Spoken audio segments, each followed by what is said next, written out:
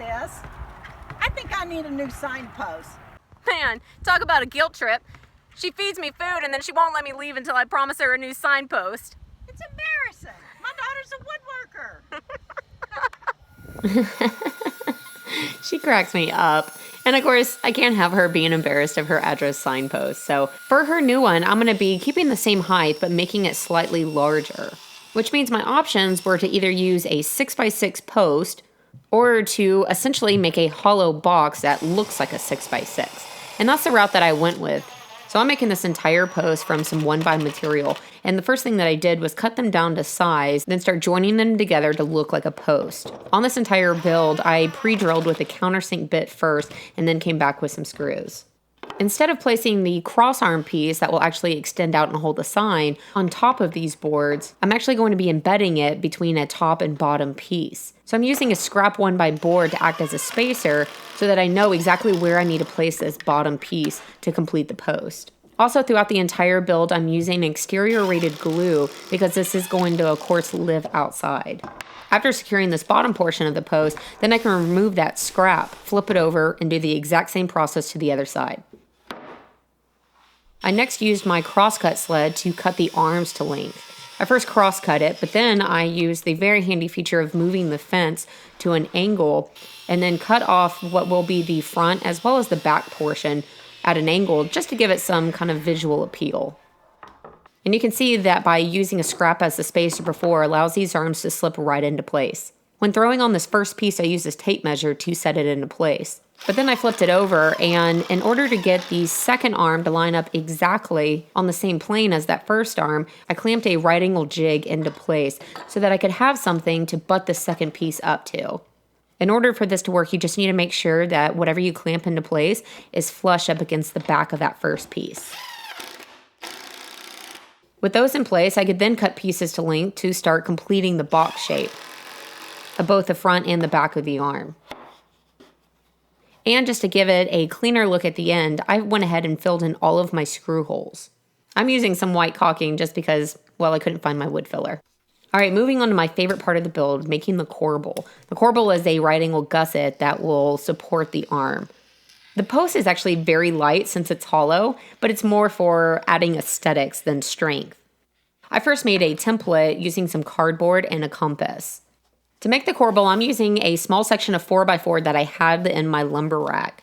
However, instead of wasting a bunch of material by gluing up a big rectangle, I instead used the template to lay on pieces of the 4x4, mark off where each layer needed to be cut at, go cut it, stick the remainder of the 4x4 in place, and continue the marking process.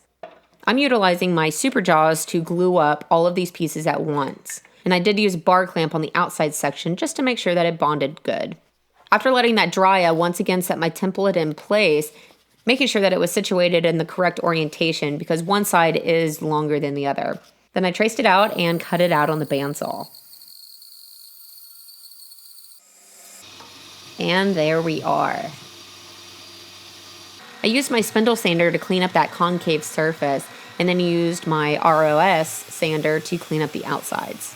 Now you could very well leave it just as is. However, I really wanted to add some trim to mine.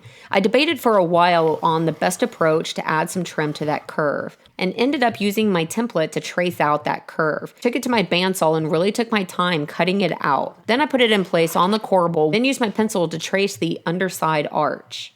I once again cut it out on the bandsaw, however this time I only did a rough cut, leaving plenty of material that will hang over the corbel whenever I glue it into place. And what this allows me to do is come back with a flush trim bit and my router to knock it down flush. I love it when things work. Once that curve trim was established, the other pieces just easily fell into place. Now, if you have a CNC, you could very easily just take away the inside material. But if you don't, then this method definitely works. After giving everything a good sanding, I gave everything about 3 coats of paint.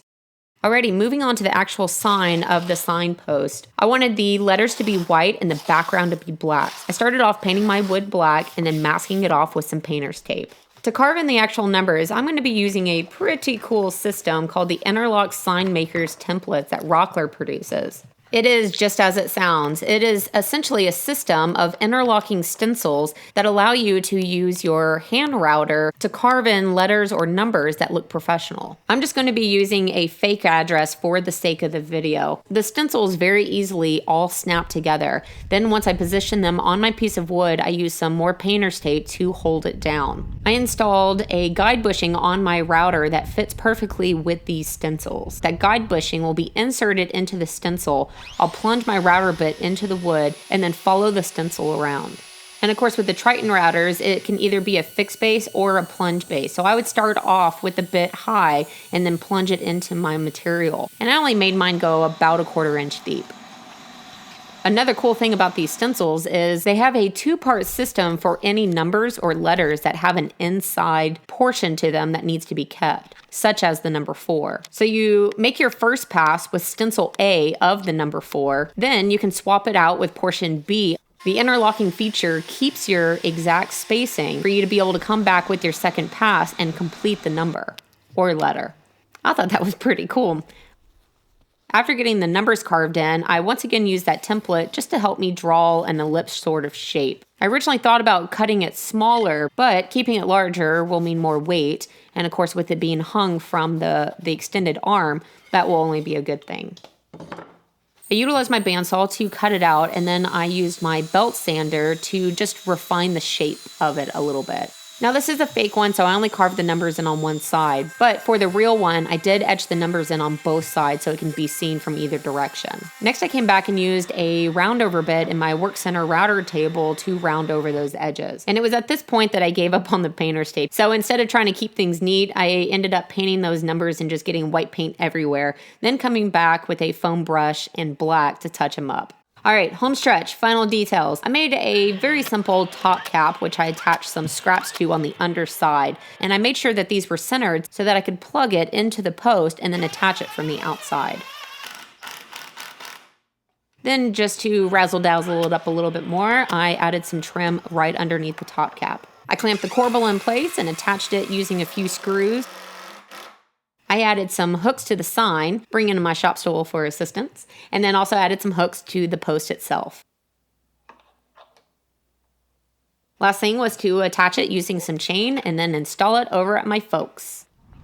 And because of where the required setback is, the bottom of the post is actually covered up. But hey, that's okay because that's not even the pretty part. Happy mama, happy life. That's not the way the saying goes, but hey, I'm calling this project a wrap because my mama is happy. I hope you enjoyed it, and I will see you later. Happy mama, happy life. I'm falling down. Daddy, don't laugh at me. All right, hop down from there. Okay. Sure-footed as a mountain goat. It's Billy Goat. Billy goat.